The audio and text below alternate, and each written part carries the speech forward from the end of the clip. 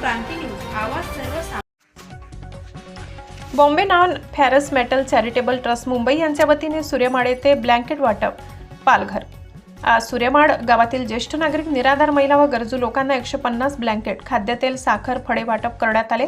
ऐन हिवाळ्यात ब्लँकेट वाटप केल्यामुळे गावकऱ्यांनी समाधान व्यक्त केले। यावेळी ट्रस्टचे चेअरमन भवरलाल जैन यांनी मनोगत व्यक्त करताना सांगितले की सूर्यमाड गावात येऊन आम्हाला आनंद झालाय। दरवर्षी इतरत्र कुठेही अन्नधान्य व जीवनावश्यक वस्तू वाटप करण्यात येते, मात्र यापुढे मोखाडा तालुक्यात येण्याचा प्रयत्न करू असे प्रतिपादन भवरलाल जैन यांनी केले।